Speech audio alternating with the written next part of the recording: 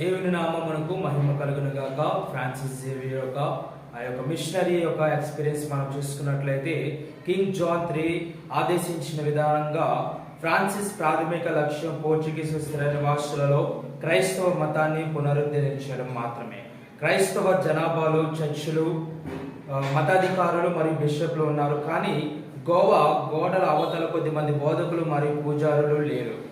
Xavier Portuguese వారికి బోధించడం ద్వారా ప్రారంభించాలని నిర్ణయించుకున్నాడు మరియు పిల్లల బోధనకు ఎక్కువ సమయము ఆయన కేటాయించున్నారు. మొదటి 5 నెలలు అతను హాస్పిటల్లో ఉన్న రోగులకు సువార్త బోధించడంలోని మరియు పరిచయం చేయడంలోని ఆయన ఎక్కువగా సమయం గడిపాడు. ఆ తర్వాత అతను పిల్లలను మరియు సేవకులను కేటగిజంకు పిలవడానికి గంట మోగిస్తూ వీధుల గుండా ఆయన నడిచాడు. అతను సెయింట్ పాల్స్ కళాశాలకు నాయకత్వం వహించడానికి ఆహ్వానించబడ్డాడు. ఇది ఆసియాలో మొట్టమొదటి జెస్యూట్ ప్రధాన కార్యాలయంగా మారింది. పరవాస్ అనే జాతి ప్రజలు 10 సంవత్సరాల క్రితమే బాప్తిస్మము పొందారు, కానీ విశ్వాసంలో పూర్తిగా బలపడలేదు అని ఫ్రాన్సిస్ జేవియర్ తెలుసుకొని వారి కోసం ఫ్రాన్సిస్ గోవాలోని సెమినార్ నుండి అనేక మంది స్థానిక మతాధికారులతో కలిసి అతను అక్టోబర్ 1542లో కేప్ కొమోరెన్కు ఓడలో బయలుదేరాడు. అతను ఇప్పటికే బాప్తిజం పొందిన వారికి బోధించారు మరియు బాప్తిజం పొందని వారికి కూడా ఆయన బోధించాడు. ఉన్నత కుల బ్రాహ్మణులతో అతని ప్రయత్నాలు ఫలించలేదు. ట్రావెన్కోర్లోని బ్రాహ్మణ మరియు ముస్లిం అధికారులు ఫ్రాన్సిస్ను అనేక సార్లు హింసతో వ్యతిరేకించారు. అతని తలపై పదే అతని గుడిసె కాలిపోయింది అని మరియు ఒకసారి అతను ఒక పెద్ద చెట్టు కొమ్మల మధ్య దాక్కొని తన ప్రాణాలు కూడా కాపాడుకున్నాడు. దక్షిణ భారతదేశం మరియు సిలోన్ ప్రజలకు బోధించే పనికి ఆయన దాదాపు 3 సంవత్సరాలు అంకితం చేశారు. అనేక మందిని మత మార్పిడి యేసుక్రీస్తు వారి యొక్క రక్షణలోనికి నడిపించడం జరిగింది. ఆయన తీరం వెంబడి దాదాపు 40 చర్చిలను నిర్మించారు.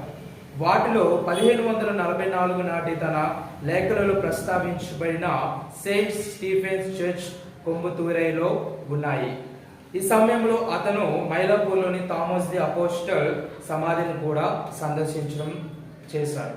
భారతదేశంలోని ఫస్ట్ జెస్యూట్గా ఫ్రాన్సిస్ తన మిషనరీ యాత్రలలో ఎక్కువ విజయాలు సాధించడంలో చాలా ఇబ్బంది పడ్డాడు, కానీ అతని వారసులైన రాబర్ట్ డి నోబెలి, మాటియో రిక్కీ మరియు కాన్సంజో జెస్సీ ఎక్కువ మందిని ప్రభావితం చేయడానికి ముందుగా ప్రభువులను మతం మార్చడానికి ప్రయత్నించారు.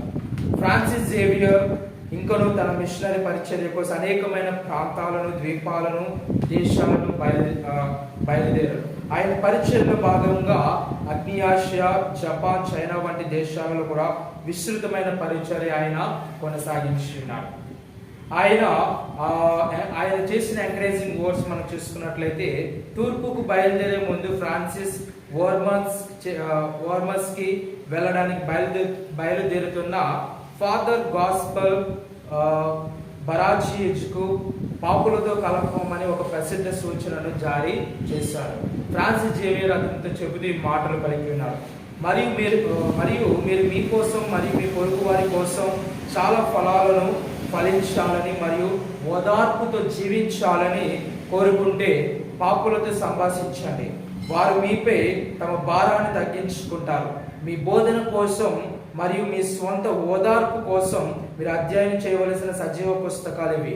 పవిత్ర గ్రంథాల నుండి, అధికారులతో మరియు సాధువుల జీవితాల నుండి ఉదాహరణలతో దుర్మార్గులకు వ్యతిరేకంగా మీరు చెప్పడానికి మద్దతు ఇవ్వడానికి అప్పుడప్పుడు వ్రాసిన పుస్తకాలను చదవకూడదని నేను చెప్పడం లేదు. ఆయన యొక్క మరణం మనం చూసుకున్నట్లయితే చైనా దేశంలో పరిచయం చేస్తుండగా అనారోగ్యానికి గురై తన 46వ ఏట సంవత్సరంలోని 3 డిసెంబర్ 1552లో ఆయన మరణించడం జరిగింది. ఆయన అవశేషాలు అనేక ప్రదేశాలకు చేర్చబడ్డాయని చరిత్ర స్పష్టంగా తెలియజేస్తుంది.